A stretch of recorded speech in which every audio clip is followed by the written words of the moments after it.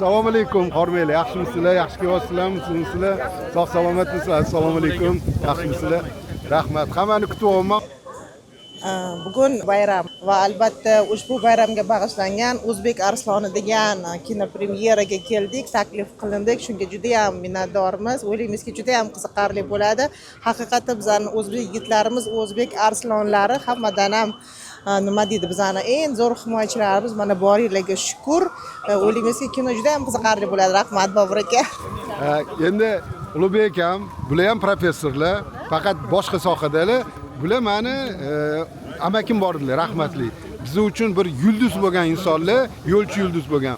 O'zbekistonda birinchi professorlardan biri bo'lganlar, tuproqshunos. Bu nabiralari, onalari akademik bo'ldilar qishloq xo'jaligi bo'yicha. Meni amakimning qizlari dvoyurudniy deydi-ku. Bular ham professorlar.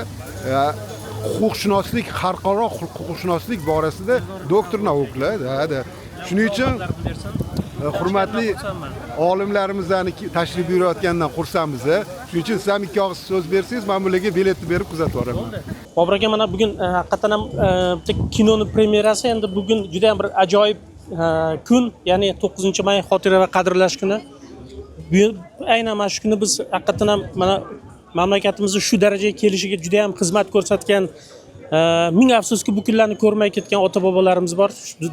Bunaqa xotira kunlari albatta ularni biz xotirlab, demak, ularni doim yodi, hurmatini joyiga qo'yishimiz kerak, chunki kelajak avlodga biz o'tmishimiz, avlodlarimiz qanaqa ekanligini ko'rsatishimiz kerak. Shuning uchun men o'ylayman, mana bugungi bo'ladigan kino ham xuddi shunaqa, ya'ni bizni o'sha o'tmishdagi ota-bobolarimiz aynan shu davrimizga shu kelguncha qanaqa hissa qo'shganlarini mana bugun bitta nima deydi, shohidi bo'lamiz. Shuning uchun men o'ylayman, mana shu 9-may xotira va qadrlash kuni bilan shu mamlakatimizni shu darajaga yetkazishda o'zini xizmatini ko'rsatgan ota-bobolarimizni, aka-ukalarimizni hammasini yod etib, nima deydi, yana bir marta ularga hurmat baxsh etamiz.